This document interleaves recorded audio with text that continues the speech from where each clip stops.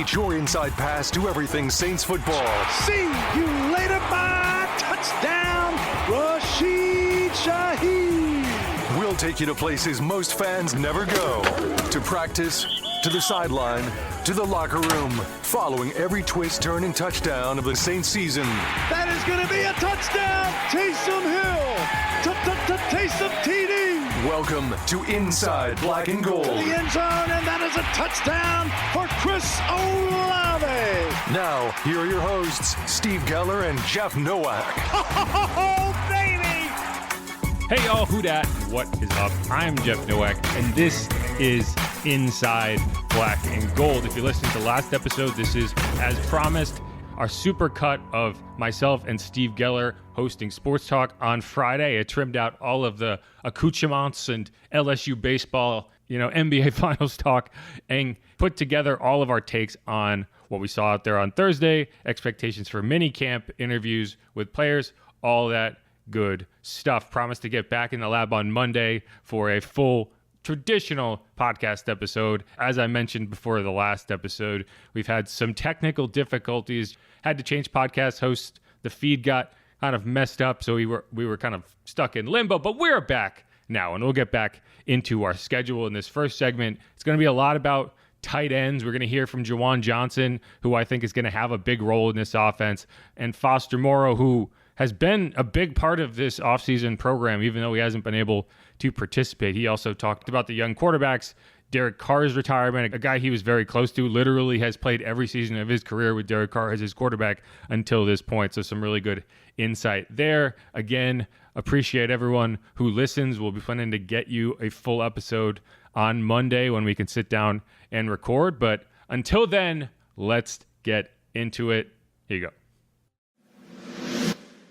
go. Talking about Saints OTAs, we got to witness 3 straight practices in 3 weeks. Now we get ready for the mandatory minicamp kicking off on Tuesday. And the fans will be out there, so that's another added element to it, which will be cool because, Hoodad's getting their first glimpse of the start of the Kellen Moore era. No DA around, no DC around. So yeah. I think there's that renewed interest in the club. Not to say that fans were, falling off the Saints wagon, but there was definitely a lot of animosity towards the team. Definitely lower. I mean, right. We work in media, when there's a little less interest than typical, and that's been the case for the last 2 years, really. I mean, it's funny, the OTA process, it's it's one every 3 weeks, or sorry, one week for 3 weeks. Yeah. And so you get one day, and then you spend the rest of the week talking about that one day of practice where they didn't really do anything. Not this coming week. And then you get to minicamp, and you have 3 days of talking about the practices where they don't really do anything, and then a month to talk about it. And then you save that audio. Yeah, you get to training camp, and suddenly it's they are doing stuff. It's every day, and you're drinking through a fire hose. Right, you're swimming. And it's all that stuff that we spent so much time talking about in June. Well, it doesn't even matter because it was all make-believe anyway. Every little thing that happens in these practices, we're oh man, he threw a touchdown to him and this and that and the other thing. I don't know. I just find it funny because it's we make this into a way bigger thing than it is. Yeah. Because we're so desperate to talk about something. And in reality, it's that Kellen Moore will get up there and we're just mostly just classroom stuff. You're not even there for that. But I do think that this OTA period has been more interesting than most because of the quarterbacks. For sure. Right? Because you at least have something to watch. And that is a young quarterback going against another young quarterback. Talked to both Foster Moreau and Juwan Johnson about that. And, they're just having a good time. The players are enjoying it. The players are excited about it, just like we are, because they're just kind of watching these guys compete. And I think competition at the most important position on the field is good for everybody. It gets everybody engaged. Fans, players, coaches, the people competing, So I don't know. I think this is good for the team. We haven't had one of these in a while since the last time was Jameis Winston, Taysom Hill, and that kind of felt like one of these guys has to win the job. There was never any, long term, this is going to be a huge for us. Right. It was if Jameis can be a capable starter in the NFL, fantastic. But then you were okay. We saw that play out. Jameis going to be Jameis.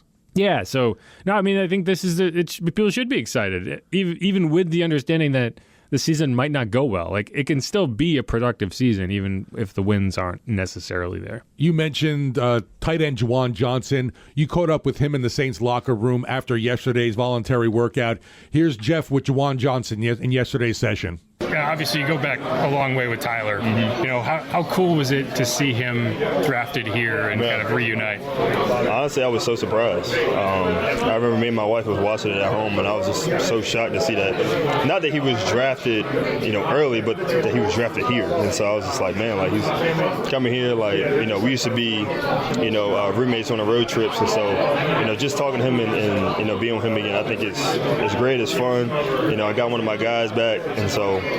We just building a camaraderie. We just, having fun. We're going out to dinner, catching up, doing all those other things. So I think it's really good that, the Saints trusting him to come in here to kind of do a job to, kind of bring the Saints back to what it was. So I'm excited to see what he does. Have you noticed kind of a difference from the Tyler you remember at Oregon versus the Tyler you kind of honestly, last week? He's just a little older. I think he's just the same guy as he was in college. Like, fun guy. He's really into his little sarcasm, but I think it's great, man. He shows a lot of personality that I think he might not always put off to everybody else, but I think he's great, man. I think he's fun. I think he's a guy who's wanting to win, true competitor. We've done a lot of things in Oregon together, like playing basketball games against other people. Like we go back quite a bit. Gotcha. And just this offseason for you, I know last year you dealt with the foot injury and that kind of derailed a lot. How good has this process been to just kind of get into this offense, and do you feel like this is going to be an opportunity for you to be featured a little more than maybe you were early in the season last year? Honestly, I just want to be consistent. That's kind of like the biggest thing for me. Like I said, there's years before where I haven't been as consistent. I think the biggest thing for me this year is being consistent from the first game to the last game, and I think I think this team deserves that. The city wants to see that, and I think I deserve that as well. So just working on being consistent and doing what I need to do to stay on the field and just be there for the quarterback, be there for the team. That was Saints sideline reporter right here, Jeff Nowak with Juwan Johnson, tight end for the Black and Gold. And it's crazy. He wants to be more consistent, but he was the Saints' leading receiver last season. Yeah, that says a lot. It's kind of sad. That's what happens when all of your wide receivers are gone by week 10. But yeah, no, and Bobby talked a lot about this yesterday. It's like that's what he wants to see out of Juwan. He wants consistency, and right. It's funny because it's like, yeah, he agrees. Juwan thinks the same thing. Like you're saying the same thing, and he understands that. Like, yeah, he should be a more focal point of this offense, and that's why I saw a lot of people when he was signed to that extension, kind of being like, wow, holy overpay. Like that's way too much. It definitely seemed like for what Juwan has provided, and I agree with that to an extent, but the way I look at it is, and the way you should look at it is, you're not paying a guy for the last 3 years. You're paying a guy for the next 3 years. Right. And what that contract signaled to me, 3 years, $30 million, is not that you're overpaying Juwan Johnson for what you saw. It is that your intention, you're investing, is to feature him in this offense. One thing that happened at OTAs that I thought was interesting is like Juwan's not participating in any special teams work, right? Like that's a star player. Like they were doing special team stuff. A majority of the roster was over there doing special team stuff. He was over with the tight ends coach with Chase Hazlitt and Foster Moreau, who's not working, but he's kind of basically an assistant coach out there doing agility drills and doing tight end work. So like that's what you do with a star player. Like that's what you do with a player that is too important to your offense to have him participating in special teams. There's only a handful of guys on your team that you do that for, and one of those guys is Juwan Johnson. So, like, that's my belief this year. I know we've said this, people kind of roll their eyes like fantasy football, whatever. Like, I think one of the issues for Juwan in terms of production is he just hasn't been featured enough in the offenses over the last 2 years and given opportunities. I mean, he had like 2 targets over the first 3 weeks of last season. When he was productive, it was later in the year when he was getting more targets. So, I think the injury last year played a part. He missed all of training camp, at least out in Irvine. His first practice was when we came back here at Tulane. He got out there for the first time. But, that's tough, right? Like, yes, he's familiar with Derek Carr, but it was a whole new offense. And so week 1, you get out there, How comfortable does Clint Kubiak feel with Juwan in that system? How comfortable does Derek Carr feel with Juwan in that system, not having thrown to him all offseason? So I think he has a chance to be a very big piece of the offense this year, and the contract is telling you that. For me, too, it's like you look at this tight end room, and there's not a lot around, especially with Foster Moreau right now on the shelf. Yeah, I mean, you could have invested more in the draft. There was a few really intriguing tight ends. You chose not to do that. You chose to go with the offensive lineman. And yeah, so I mean, you did draft a tight end, but you drafted him at number 248 overall. So that's not someone you intend to contribute right away in Maliki Matavao. So yeah, I mean, again, these are indications that your plan is to feature Juwan Johnson, and his job is to deliver on those opportunities. And he's better set up this year than he was last year. Hopefully we can see Kellen Moore, take advantage of Juwan like he used kind of Dallas Goedert with the Eagles. Yeah, I think that's the vision, right? I looked this up, like Juwan, they're all of the top tight ends in the league. All of them had like 90 plus targets. Juwan is sitting around like 55, right? 60. If you give him 30 more targets, he's going to be up in that range with those top 10 tight ends. Now, how do you get him those 30 targets? Does he catch those 30 targets? Those are the questions. But, when they gave him chances in the offense, he delivered. So we'll see. But no, I mean, like Foster Moreau, where is he going to be to start the season? He's out there. He's very involved. It's just tough at this point to know what he's going to be able to contribute. Jack Stoll is another guy that you're looking at. Dallin Halker is still around. I did see him running yesterday, so he's getting closer, but he hasn't been doing any of this work. He's dealing with an injury. But yeah, I mean, we'll see. But the tight end's going to be an important position in this offense. Talking about Foster Moreau, Kellen Moore sure has a lot of good things to say about the veteran tight end. Foster's one of the all-time best. I have loved every interaction with Foster since I got here. He is everything we want in our program, and so I think he's a great example. He can't do much of anything from a physical standpoint. He's out there every day. He's in every meeting. He's leading the group. He's got a voice, and you hear it in 7-on-7 periods, and he's chewing and yelling at people left and right, and so it's special. I think he's everything we want. Everything we want. Very high praise from a coach that hasn't really gotten to work much with Moreau yet. Yeah, Kellen's interesting because Kellen, I feel like, is going to be a guy that when he doesn't want to answer a question, you might as well just like tune out and stop listening, because he will say a bunch of like nouns and verbs and adjectives that all kind of loosely translate to "I'm not going to answer your question." There'll be a lot of words that mean other things, but that's what the answer is. But he will say things. When he is willing to answer your question, he will give you information. It is not like, I'm just not going to give you anything. Because when you hear, so he had an answer about Foster, he had an answer about Alontae Taylor, he had an answer about Devon Gottschall, that it's like, this is high praise from a head coach for guys who are, and I'm not saying Alontae's competing for a position, but it's a very kind of amorphous situation with this new defensive scheme, the new offense. Like, you don't know where a lot of these things are going to land. You don't know what Devon Gottschall's role is going to be. You don't know whether Foster's going to make the roster. And I didn't mean to rhyme there, but like Foster's coming off a knee injury, like on a different coaching staff, right? Like, there's no commitment from Kellen Moore to Foster Moreau to keep him around. But when you hear stuff like that from the head coach, it's pretty telling that, they're going to wait for him to be healthy. Like, it's not going to be like, what's the point? He's dealing with an injury. Let's move on. Like, that's not what you say about a guy that you are not intending to have a significant role on your team. And definitely with a guy like Foster Moreau, the passion is just always there with him. Yeah. Loves to be in the black and gold, a Louisiana guy, played at LSU. Yeah. And I feel like this team needs that veteran presence that just is a great representation of what you want for the black and gold. Yeah, I mean, he doesn't have to be here. Like, he could easily not be here. But, he's just, like, that's such a big part. Well, here, we should listen to Foster's interview because he talked about that a little bit. Like, it's important to him to be involved and to build the culture even when he's not able to get on the field.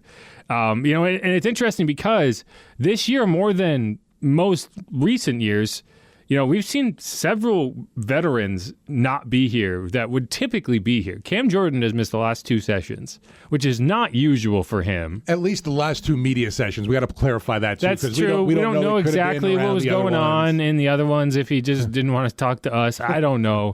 But we haven't seen Cam Jordan, Tyrann Mathieu. We didn't see in any of them, correct, which is unusual. He's a guy that typically would miss. A late arriver. Would miss 1, maybe 2, but he would be there. Like Chase Young, for example, he missed the first one. Or I say missed, like we didn't see him. So I do want to make that clear. Like he could have been there on one of the days and not the day we were out there. Saw, right. We didn't see him in week 1. We did see him in week 2. We didn't see him in week 3. See, like I'm okay with that. I feel like getting there, kind of putting your time in, and especially with the new head coach, all the new coaches, like I feel like there's value there. It's strange to not see a guy any of the 3 sessions, unless you are an Alvin Kamara who just never goes, and that's not unusual. Like it would have been a surprise to see him. Taysom Hill, who's coming off a significant knee injury, I don't think they expect him back anytime soon. He hasn't been there. Right. But the Tyrann Mathieu one just seems odd that he wouldn't be there for one. But I don't want to make too big of a deal out of it, because guys, there could be mitigating circumstances. We don't know what people are dealing with, and maybe there is a good reason that he's not there. And they're also voluntary workouts. Yeah, they are voluntary workouts. I've always been of the belief that, like, I don't need people there for all 3, but I do want to see people there presence. for 1. I hear you. Devon Godchaux, he's right. a good example of, this is the first time we saw him, but he was in one of the videos that the Saints posted from workouts last week on Friday. So he wasn't there on the Thursday, or at least not out there, but he was there on the Friday. So there are situations where guys, miss one day and they're there the next day. We were talking a little bit about tight end Foster Moreau. He talked to the media in the locker room yesterday. Let's hear a little of what Moreau had to say. How important has it been for you to still be involved throughout this process, even though you're not on the field working? Like, I know that's a big part of your DNA, is just being a leader in the locker room. Like, how important has that been for you? It's hard to leave when you're not able to do your main job, right? I think finding ways to have interpersonal communication with the new guys and make sure that everyone's on the same page as we're going out to practice. I think that's critical. Past that, just being vocal and being a good teammate, just being excited for your friends and using this time as you can. Right, we're only at the facility for a minimum of 6 hours, so trying to use the rest of that time, the rest of the 18, to try and make a friend or get someone kind of acquainted to what the culture we want to set is this year.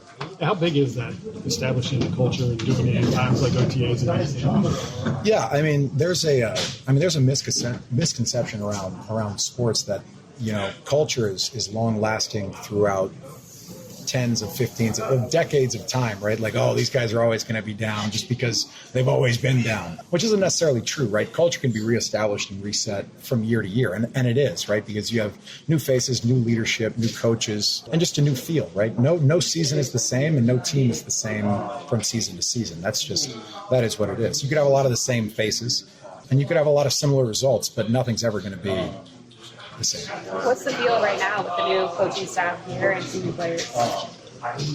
It's great. Everything in the off season is rubber bullets, and we have to see what happens when real bullets fly. But it's awesome. I think it's been a really productive season. I think these guys are really grasping the new systems really well. This is your first time going into a season with a young quarterback room. Obviously, with Derek and last year. So what are some of the differences when you're working with a young quarterback? Obviously, you haven't played with him yet, but yeah, I don't know.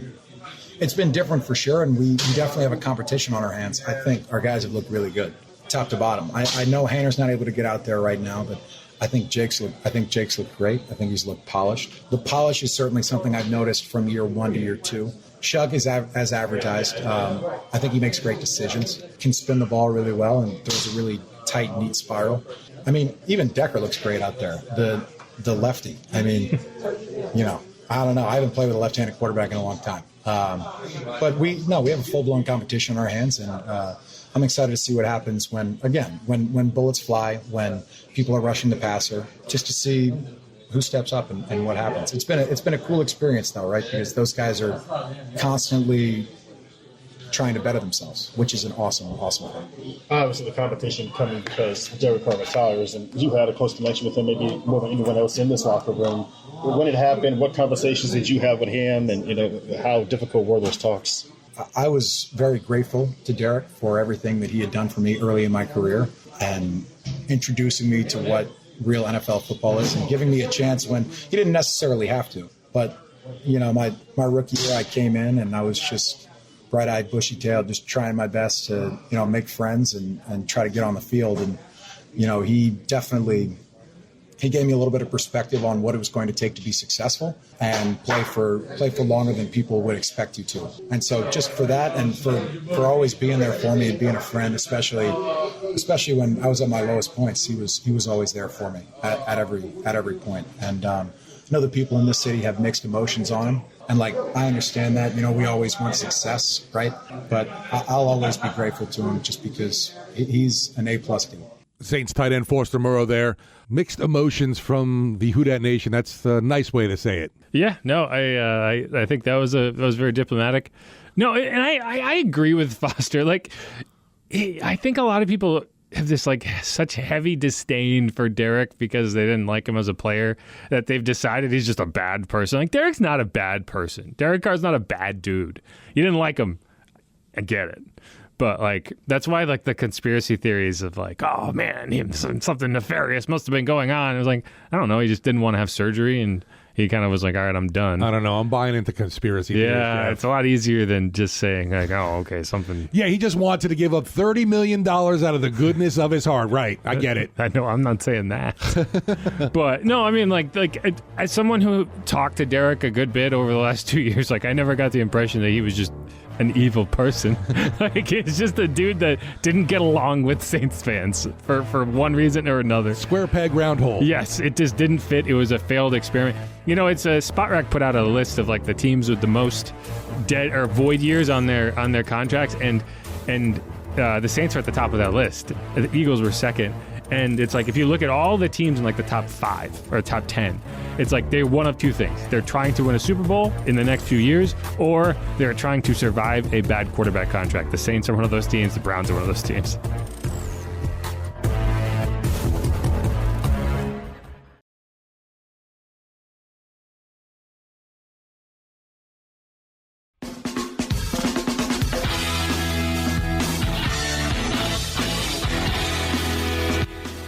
Back, one more segment on this Sports Talk-fueled edition of Inside Black and Gold. Last segment, we talked a lot about the tight ends, about how that group could impact this team. This segment's also going to talk a lot about offense, but it's going to be primarily about the quarterbacks and the offensive line. We're going to hear from Trevor Penning, who we got a chance to talk to in the locker room, how that transition to guard has been going. Surprisingly upbeat about it. Actively encouraging it sounds that way. That's definitely a good thing. We'll have to see if it actually translates onto the field. But for now, here's the rest of that episode of Sports Talk with myself and Steve Geller. We're going to dive in progress. Jimmy, a regular caller, is on the line asking about the quarterback position. So we're going to come in while he's talking. It didn't really make sense to cut the question out. So when we go in, you're going to hear the end of that call. And then I'll start talking. So don't feel like you got onto the wrong podcast. Either way, here you go. I think experience matters more than just being the guy. I know Kellen Moore really likes Shough. Yeah. Shough is going to be the starter. That's the guy he picked. I get that. Okay? But I think Rattler will win the job to start the season because as a football fan, my experience is experience matters. And people say, well, Rattler didn't play well. He was 0 for 6. You guys, Charlie, pull up the 6 games and name the names of the offensive linemen and tell me that half of them weren't Uber drivers the week before. And wide well, receiver. I know who the tackles were because they actually played in all 17 games. But, your point's taken. Now, I agree. If I had to, I was on with Dave Cohen earlier today, and he asked me, he's like, who do you think is going to start week 1? And I said, Spencer. If you're asking me right now, it's Spencer. He's ahead. If there's a competition going on, he's ahead in it. He looks more ready to play. That doesn't mean that that's going to be the case at the end of camp. But I've seen some people say if it's a tie, you'd go with Shough. I actually think it's the opposite. If it's a tie, if you can't really decide between the two. You think experience trumps that? I think it's who gives you the best chance to win right now. And it's the guy who's played in the NFL before. And it's a situation where, yes, Tyler's going to be the guy eventually. he doesn't have to be the guy in week 1. You don't have to force him in there if you feel like there's potential for it to go badly and damage his development, and you can have Spencer out there for however long. And, I think when we went through our schedule prediction, I had my kind of prognostication even before OTAs was, I think you probably start Spencer, and then week 12 would be a perfect jumping off point for a rookie quarterback. That's after the bye, coming off the bye at home against Atlanta. Like, that makes sense. And I think, like, the fact they drafted Shough does not mean they're going to force him in right away. And I hope they wouldn't. One of my long-held beliefs is that quarterbacks almost always benefit. And honestly, they do always benefit. Sometimes you don't have to go that route, like with a Joe Burrow or a Jaden Daniels. But every quarterback in the NFL would benefit from sitting for 6-12 games to get their bearings at the NFL level before being thrown in, especially on a team that's not ready to win right away. And the Saints are not, they might surprise some people, but they are not built to win right now. Yeah, with me, I go back and forth on it and think, the training camp, what ends up unfolding there will be the telltale sign. I don't think that anyone's in the lead right now. It's hard to pick for me, and I understand what you're saying. If you had to, at this moment, name a starter for the Saints, you're going with Spencer Rattler, a guy that's been there, done that already. But, like, here's the thing. Like, people are saying it doesn't matter because Shough's going to be the guy, and people are also saying it doesn't matter because Spencer's going to be the guy. It's going to matter. But I think if it's close, you would go with Spencer. I think that's where people are miscalculating. Whereas if Tyler goes out there and balls out and looks like head and shoulders the better player, it's him. See, yesterday the Cannon believed that because Shough is the coach's guy, Kellen Moore's guy, that Spencer Rattler needs to be head and shoulders above what he did at camp. I don't agree with that. I think that Spencer needs to prove that he's capable of going out there and winning a game, and if he can do that, fantastic. I also think it's worth keeping in mind, like, what if a quarterback somewhere else gets hurt and someone's like, hey, we need a guy with some starting experience in the NFL, and you get like a Jacoby Brissett deal at the last second. I think they traded Philip Dorsett. That was when Andrew Luck retired, and the Colts were like, oh, Jacoby Brissett started a game. Let's trade Philip Dorsett over there. So I don't know. Just think something to keep in mind. Time for our triple option feature. We all give our takes on some of the hot topics in sports today, or just things we saw going on that are interesting. For me, I'm looking at the Saints social media talking about Flashback Friday. Alvin Kamara taking on the Minnesota Vikings December 25th, 2020. 22 rushing attempts, 155 yards, gentlemen. 6 touchdowns. The black and gold won that game 52-33. And 2 different colored cleats. Yes. I think he got fined for that as well. He did. But one of those fun moments in the Dome, and hoping we can return to some of that soon. And we always talk about it that, Alvin Kamara is up there in age now at running back, but still feel like he's got something left in the tank. I'm looking forward to seeing him at the mandatory workouts next week. Kind of talked about this with the Cajun Cannon yesterday. He likes to say a lot, if you were an alien at practice, never watched football before, but you're witnessing the things in front of you, what's going to stand out? And I feel like Alvin Kamara does that. He's just a pedigree above the rest of the players that are out there. Just looking forward to seeing, too, now how new head coach Kellen Moore can utilize him in this offense.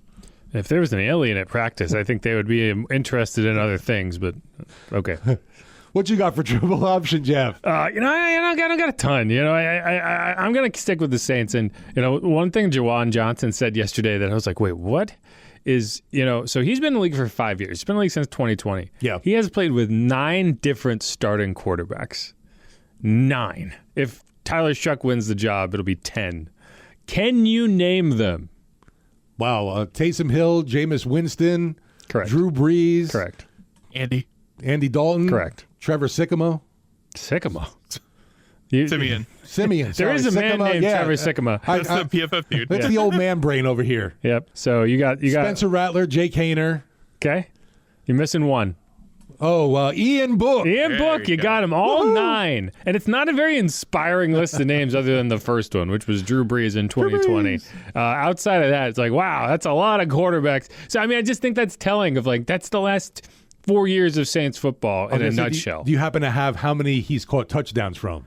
Oh, no. I haven't gone that deep down the rabbit hole, but yeah, not Spencer Rattler or Jake Haener or Ian Book, I can tell you that much.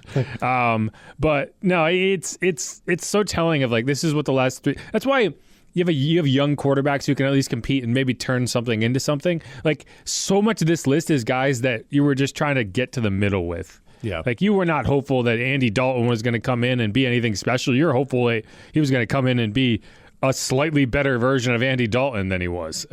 Same with Derek Carr. Like, yes, you got Derek Carr is the star of that list, not named Drew.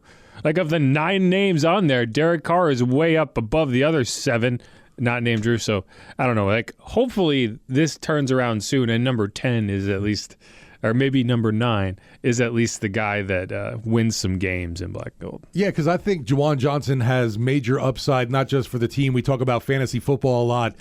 We know that head coach Kellen Moore likes to utilize his tight end. So curious to see how Juwan is in just fantasy land this season as well. Been talking a lot about the Saints OTAs, what we witnessed out there, those 3 practices in 3 weeks, all on a Thursday, getting into action for voluntary workouts starting Tuesday next week and run through Thursday, and back-to-back-to-back sessions. So we'll get to see more, especially with this offensive line, line up, I should say.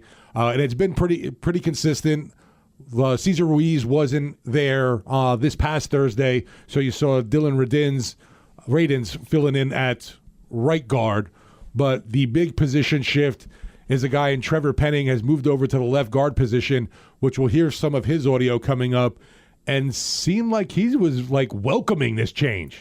Yeah, that was the surprise to me, and we can hear him before we kind of get into it. But yeah, there can be some ego when it comes to position changes. And I was a little surprised, not only is he embracing it, he was encouraging it. He was they called him up there to talk about it, and he was like, yeah, good idea, let's do that. and I'm like, all right, cool. I mean, we'll see how it goes. You can want to play a position all you want. Doesn't mean it's going to work out for you, but that's a good thing. And yeah, Dylan Radins was at right guard. I don't know if he would be the backup right guard. Typically, Nick Saldiveri is dealing with an injury. Another one that wasn't there, right? Supposedly minor, but we've seen him deal with injuries in the past that lingered forever. So, it's something to watch. But yeah, now Kellen's been pretty close to the vest with stuff. Everything's minor. Yeah, well, you don't have to tell anyone injury information. No. I also believe that it is minor. He was out there just watching. So we'll see. Right, it wasn't MIA completely. No. And so we'll have to see. But yeah, Radins is going to be kind of that catch-all. When you need I would expect him to start games by the end of the year, whether it's starting because he's the best option or starting because of injuries. He's going to be on the field. We're talking about Trevor Penning moving to left guard. Kellen Moore, what were his thoughts on Penning so far? He's got size, he's got mass, he's got physicality that's going to be perfect for that position. And obviously, our experience the last couple spots everyone's been has had those guys go from tackle to guard, so we feel good about the transition.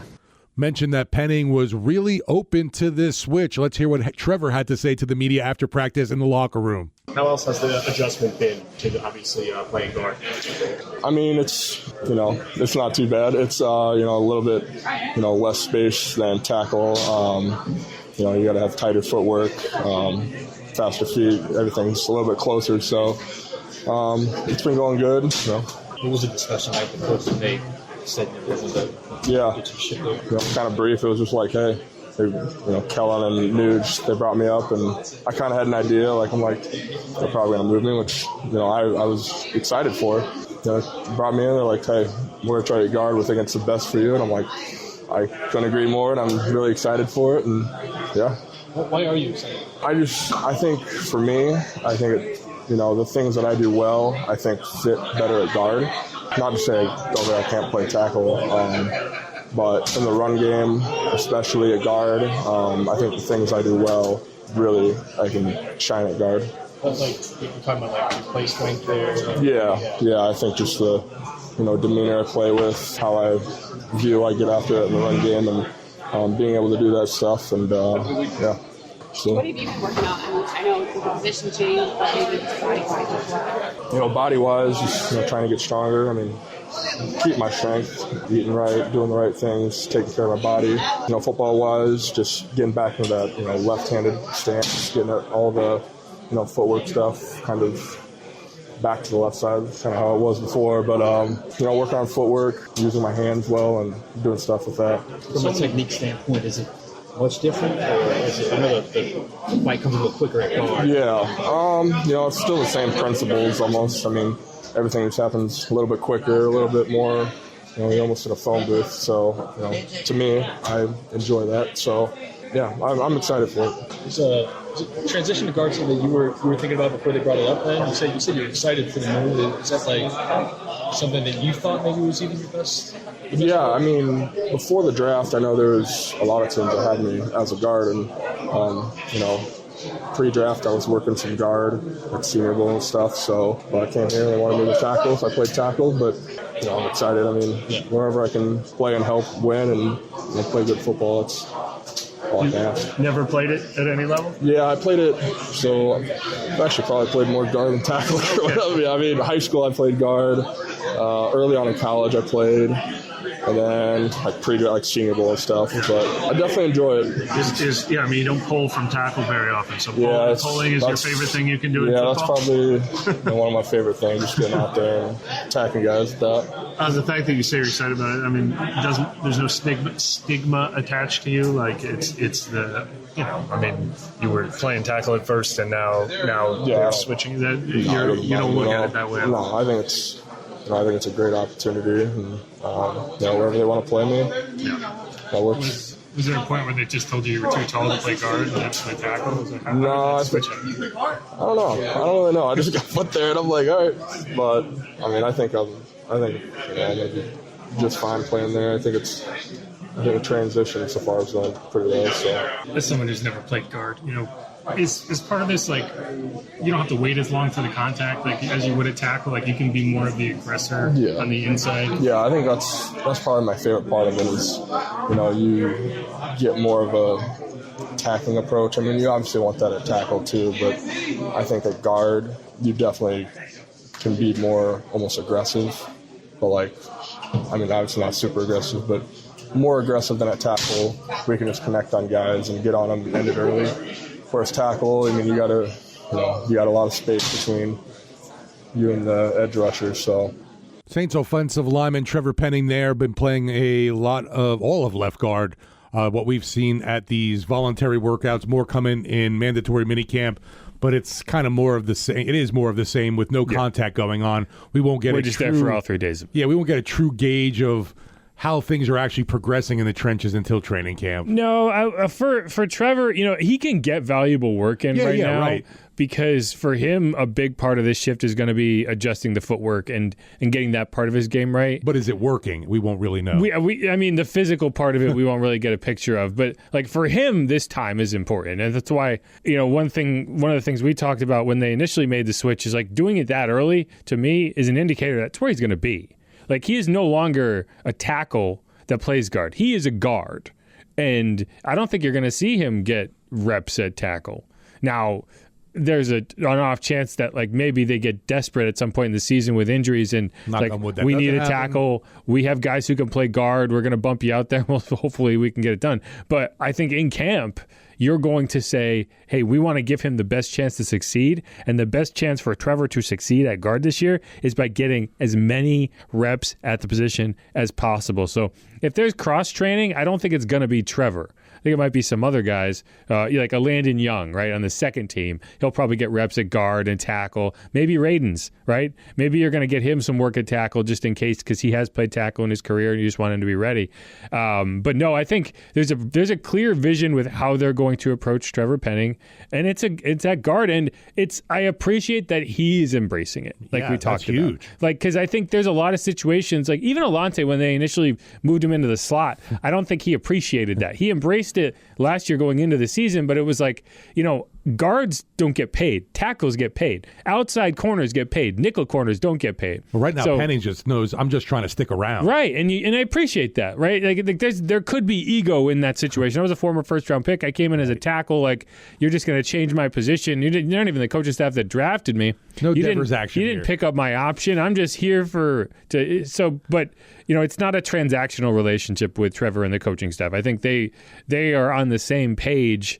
And, we'll see how it goes for him. But being committed is just as important as anything else, because he's going to have to be committed to do that. And, his physicality should work there. Like you heard him say, like, his favorite thing about it, when I asked him, was like, you don't have to wait at guard. Yeah, at tackle, you're dealing with space, right? And a lot of times you're waiting for the offense, for the edge rusher, to make a move, and then you're reacting to that move. You can't really be the aggressor, because if you're too aggressive and you whiff, then the guy's got a straight line to the quarterback. Like at tackle, part of the game is just delaying.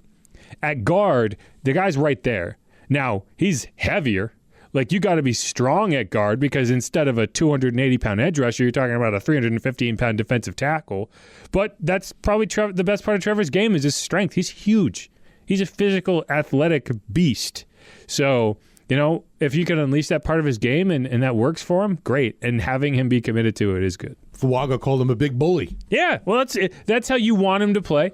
And it's good to hear him kind of feeling the same way. Right. We were talking a lot about two Saints OTAs who have wrapped up now. We're on to mandatory minicamp next week. Can't wait to see some guys that haven't been around, like a Tyrann Mathieu or Alvin Kamara. But some of the guys that we haven't been that familiar, some rookies or the undrafted free agents or just the new additions to the black and gold, it's been a lot easier to identify them this season, Jeff. A little bit. I never have the issue. I'm good with the numbers. But like the first week you've memorized everybody almost. Yeah, it's like, I don't know. My brain just works that way. I've never had an issue remembering the numbers, but You're some like people a Rain do. Man with the roster. Yeah, I connect the numbers quicker than I connect the names a lot of the time. But now there are names on the back of the jerseys, the practice jerseys. Right. It's not something we have had in the past, or at least not since I've been here. I don't know if maybe way back when they threw names on them, but not as far as I can remember. And so that's interesting to me. So I've been meaning to ask Kellen about it. I meant to ask him in the first session. I completely forgot. Second session, I completely forgot. So I finally remembered to ask him this time. Here's Jeff asking Kellen Moore about the jersey names on the practice jerseys. The names on the back of the practice jerseys is not something that they had in the past. Is that a you thing? Like, how did that happen? Yeah, we just put them on the back just for, make sure everyone knows each other. How would you say, as we get into more practices, are you very particular about how things run, like specific things like that, or how do you kind of structure your practice? Yeah, we spend a lot of time preparing how practices are going to go. We spend a lot of time just on the logistics, so they're efficient, they're clean. For these players, we want to maximize their opportunities. We don't want to waste their time, and so we got a bunch of really good guys. From a jersey standpoint, Bum's one of the all-time best in this league, and so we feel fortunate to have him too. Were you forgetting any names or anything? You just needed the clarity on the jerseys. Figured why not throw them on there? They've earned it. You got Kellen Moore to crack a little joke there. Yeah, it's funny. I felt bad stepping on the reception, but I wanted to ask another question, and if I waited too long, I would have got stepped I wish over. when I told a joke, people overlaughed that much. One thing he did say quickly is, he does prioritize efficiency in these practices. And we've seen that. We actually saw 3 quarterbacks throwing at the same time in drills the other day, and it's because one of them's a lefty and Hunter Decker, so you can get him on the other side of the field. But no, we've seen that. It's very high paced. There is an emphasis on maximizing the work and not wasting people's time, and that's not necessarily because of why you have jersey names on there, but I do think that there is some level of that. So that's going to wrap it up on this special edition of Inside Black and Gold. Jeff Nowak, Steve Geller. You also heard Charlie Long, who produced that episode. Want to thank him. And we're going to keep going. That was the final session of OTAs last week. We're going to have 3 open practices this week for minicamp, 2 of which are going to have fans out there. So if you're listening and you want to, so if you're out there, hit me up, say hi. I'd love to hear from y'all in person, hear from a lot of you online. Be cool to meet some of y'all if you're out there. So I'll be on the sideline. Yell my name. Either way, thanks everyone for listening. We're going to be trying to come back on Monday with a full episode, kind of previewing minicamp, talk about a few other topics that catch our eye, make sure we get all the notes out there from the final set of OTAs. But until that time, again, if you haven't subscribed yet, please do that. Leave a rating, leave a review. Otherwise, be easy, y'all. Peace. Yeah.